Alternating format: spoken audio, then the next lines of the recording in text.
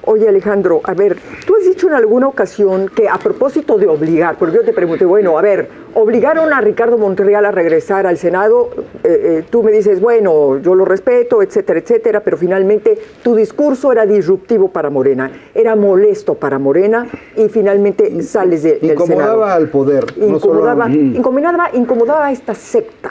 Sí. A esta secta. A ver, pero tú también has dicho una cosa, que obligaron a Claudia Sheinbaum a romper un acuerdo con Marcelo Ebrard en materia de acuerdos políticos. ¿A qué acuerdos habían llegado ellos? Tres muy importantes. A ver. El primer gran acuerdo que llegó Marcelo y Claudia fue que se reconoció y que reconocía a Morena, la Comisión Nacional de Honestidad y Justicia de nuestro movimiento, que había habido prácticas irregulares y que deberían ser sancionadas. Es decir, se aceptaba que hubo fraude. En el proceso interno de Morena. Se aceptaba, es decir, Claudia aceptó que había habido fraude en el proceso. Irregularidades, que es igual de obra, irregularidades. Pero era tanto como aceptar su ilegitimidad, ¿no? Bueno, pero aceptó. Wow. Eso en un escrito, en un documento. Digamos que, exacto. Digamos, no el proceso. No es tanto ella, sino la Comisión de Honor y Justicia es la que dictamina que efectivamente hubo esas irregularidades. Okay. Y ahí aún le faltó algo en ese documento, a mi juicio, la utilización de recursos públicos en el proceso, que fue evidente y fue abierta, Sí. ya a ojos vistas de todos. Pero ese primer punto de que por primera vez Morena reconoce en un proceso interno que hubo irregularidades flagrantes y que iban a ser sancionadas. Ese fue el primer acuerdo o la primera coincidencia en ese entendimiento. El segundo, que la representación en los propios números de las encuestas de Morena, Marcelo ocupa la segunda posición, casi un tercio de quienes simpatizamos en el movimiento, que es una representación muy grande. Esa representación iba a ser reconocida o fue reconocida por Claudia Sheinbaum, que obviamente tiene que pasar a la representación. Es decir, su representación política, lo que él tiene como tendencia o como simpatía, tiene que traducirse en posiciones de representación para que precisamente esa representatividad esté integrada a la totalidad del movimiento. Y finalmente eso se rompió, ese acuerdo también. Ahorita voy a eso. Y el tercer punto, también tan importante, que después de la elección del 24 se realice un Congreso Nacional de Morena para discutir precisamente la línea política, ideológica, organizativa de Morena. Vamos por la refundación del movimiento. Esa es la tesis que quienes estamos coincidiendo con Marcelo Ebrard, porque yo estoy impulsando e impulsé desde el momento que hubo chanchullo interno en las encuestas. Yo dije, Marcelo tiene la razón, hay que luchar desde dentro para que Morena no se desvíe hacia esta línea dogmática, fanática y autoritaria. Entonces, una refundación de Morena y del movimiento después de la elección vendría muy bien porque va a ser un gran debate ideológico político. Yo quiero discutir con Oroña, con Epigmenio, con el Fisgón, pues vamos viendo ideológicamente qué pensamos. Eso se va a hacer un debate muy enriquecedor. Ojalá se dé. Pero No. ¿Pero cómo no? Podemos perder en los votos allí en un congreso, pero vamos a ganar el debate. Ah, bueno, Alejandro. No, es que... Yo entiendo, vamos, yo soy amiga y soy defensora de las ideas, del poder de las ideas, pero en términos pragmáticos, si tú no tienes posiciones específicas y cargos específicos dentro de un partido político, ¿what? Sí, por eso mismo, el segundo punto del entendimiento era que la expresión que Marcelo representa legítima y genuinamente en el país tuviese esa representación en los cargos públicos y políticos. Ese entendimiento a lo que tú ibas, que llegaron ellos dos personalmente a ese entendimiento, no hubo intermediarios. Al otro día, yo sospecho, alguien dio un bastonazo en la mesa. Que se llama Andrés Manuel. Yo creo que el poder presidencial dio ese bastonazo y hicieron que Claudia Sheinbaum diera marcha atrás. Se echara para atrás, desconociera el entendimiento, pero porque esta secta dogmática, autoritaria y fanática, seguramente la presionó para que desconociera ese acuerdo porque significaba que le reconocían a Marcelo y a toda su simpatía, a todos sus electores potenciales, que ahí siguen estando.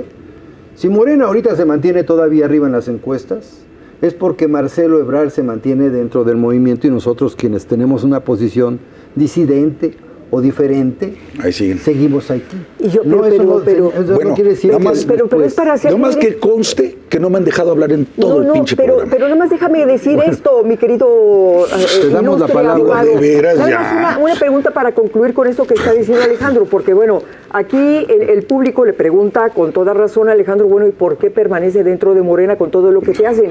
Y sería la misma pregunta hacerle a Marcelo. Finalmente, si no te cumplen los acuerdos políticos, finalmente si te arrumban, finalmente si te marginan, ¿qué está haciendo Marcelo Ebrard ahí adentro?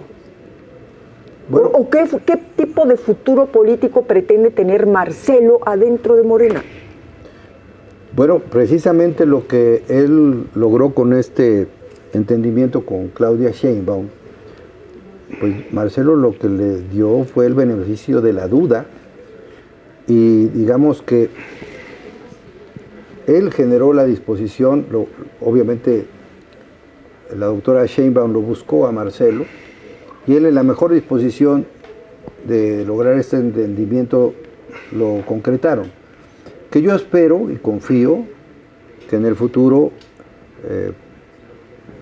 Claudia Sheinbaum, por eso digo que se sacuda esa sombra del caudillo y de esta secta, para que entienda que para poder ganar la elección presidencial en el 24, se requiere que esta representación política de Marcelo y quienes tenemos esta línea progresista y democrática dentro de Morena, se nos incluya dentro de todo el proceso. Si no se nos incluye, va a ser muy difícil que gane Morena y la doctora Claudia Sheinbaum. ¿Ya puedo hablar? Por favor, adelante. Bueno, muchas gracias. Muy buenos días a todos. Aquí estoy desde el principio. A ver, aquí tengo una foto de la presentación del equipo de precampaña de Claudia Sheinbaum. Está en varias primeras planas de los periódicos hoy. Ahí está Dan Augusto, ahí está tu cuate Fernández Noroña, regresó Tatiana Cloutier, está Mario Delgado, está Ricardo Monreal, está Citlali Hernández, entre otros. Yo no alcanzo a ver ¿A Marcelo? en lo absoluto a Marcelo Ebrard. Pues no está. No lo alcanzo a ver. Y lo que sí alcanzo a recordar es que al día siguiente que él dijo somos la segunda fuerza política al interior de Morena, Claudia Sheinbaum le enmendó la plana y dijo aquí no hay segundas ni terceras fuerzas políticas. Aquí hay una sola fuerza, la del movimiento. Y la encabezo yo. Yo huele.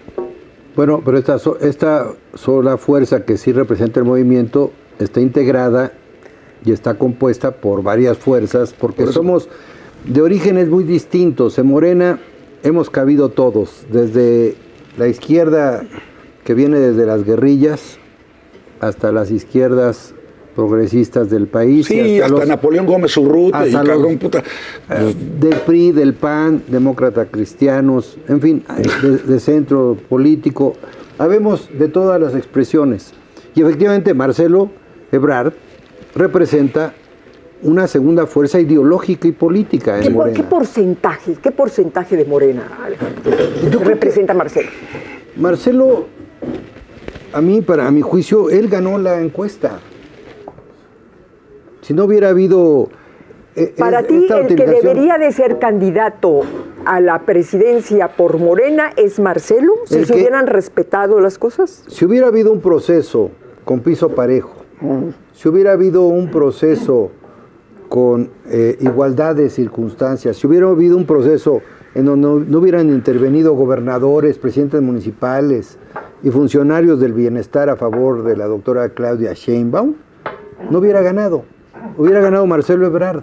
Pero como hubo estas intervenciones indebidas y como el presidente, a ver, digámoslo con propiedad, como el presidente Andrés Manuel López Obrador quería que ganara Claudia Sheinbaum, ganó Claudia Sheinbaum, y como quería que perdiera Marcelo, perdió Marcelo. Bueno, había una preferencia evidente que no era escondida. Desde el día uno, yo creo que fue hasta un poco, y mira, le voy a llamar decentemente, hubo mucho de ingenuidad de parte de ustedes al pensar que había una competencia de a de veras, que había un proceso interno de a de veras, serio, equitativo, y que Claudia Sheinbaum iba a entrar en igualdad de oportunidades y de condiciones que Marcelo Ebrard, que Ricardo Monreal, en fin. Esto estaba cantado desde el principio, hombre. Sí, a ver, no somos ingenuos y no fuimos ingenuos. Lo que estuvimos haciendo fue desde el principio, desde hace más de 2 años, no en el proceso que acaba de pasar, sino desde el mismo momento en que empieza el corcholatismo en México, porque pasamos del tapadismo al corcholatismo. Entonces, nosotros dijimos, si no hay piso parejo, pues no va a haber una elección democrática. Correcto. Y durante más de 2 años venimos denunciando, y ahí están nuestras declaraciones, de que no se estaban cumpliendo las mínimas condiciones de equidad democrática para una contienda. Y denunciamos la intervención de funcionarios y de la Secretaría del Bienestar. Y el uso de recursos públicos. Y el públicos. uso de recursos públicos. Y ahí estuvo el gran despliegue propagandístico, que fueron miles de millones de pesos gastados y dilapidados por varias corcholatas, señaladamente Claudia Sheinbaum El hashtag es Claudia y Adán Augusto López Hernández, que tapizaron el país. Eso cuesta miles de millones de pesos. Entonces, estas denuncias se fueron acreditando durante todo el proceso, antes, durante y después. Entonces, ¿qué quiere decir? Como tú bien decías, hay una ilegitimidad en la postulación de la doctora Claudia Sheinbaum que tiene que subsanarse. Y la única manera de subsanarla es aceptando el entendimiento que hizo con Marcelo Ebrard, sancionando a los responsables de estas irregularidades, reiterándole e incluyendo esta fuerza de esta izquierda progresista en Morena como la segunda fuerza real, abrirle la representación política en los más de casi 20,000 cargos que se van a estar eligiendo en el 2024 y ir armando lo que va a ser el gran debate de la refundación de Morena en el 2024. Es decir, es muy importante este paso, por lo que nosotros todavía le estamos dando un voto de confianza a la doctora Claudia Sheinbaum para que ella entienda el momento crítico que está viviendo esta candidatura. Porque mientras Marcelo no esté en esa fotografía, mientras no esté esta representación incluida, incorporada, orgánica y en representación política, no va a jalar bien su candidatura. Nada más en seguimiento a lo que está diciendo, te voy a hablar como abogado. Estás hablando de ilegitimidad, pero esa ilegitimidad fue tan grave que rayó en la ilegalidad. Es decir, la disposición de recursos públicos para la promoción de una persona, una servidora pública, que así fue desde que inició como jefe de gobierno en la Ciudad de México, utilizando esos recursos para exaltar su imagen por todo el país, eso ya no es ilegitimidad, es ilegalidad y va contra el 134 constitucional. Entonces, ¿tú crees que esto se subsana con un acuerdo político entre 2 actores dentro del movimiento? No. Esto tendría que ser castigado de otra forma. Es más, no tendría que proceder la candidatura entonces de Claudia Sheinbaum. ¿Es correcto? Porque estás cometiendo ya no faltas administrativas, auténticos delitos electorales, carajo. Bueno, hay denuncias interpuestas en el Tribunal Electoral, del Poder Judicial, de varios militantes. Pero también en México tenemos que acabar con la época de la simulación política, porque todos los partidos también hacen lo mismo. Todos ahora se llaman, y se llamaron durante un tiempo, 2 años acá en Morena, con esos nombres de coordinadores, ¿no?, de la transformación, y luego también en la oposición del Frente también hizo algo parecido. Sí, pero nunca viste Xochitl, no viste ni Bardas ni esto. Pero a lo que voy es que hay una simulación y hay resquicios en la ley que tenemos que modificar, porque es una simulación para todos los ciudadanos, es una burla decir, no, es que quien está ahí ahorita hablando y promoviéndose no es candidato, cuando todos sabemos que es un proceso en todos los partidos. Me parece que esa simulación la tenemos que acabar en México con un paquete de reformas a las leyes, empezando por una reforma de la Constitución, para que no nos vuelva a suceder esto, porque incluso se distrae la tarea del gobernante,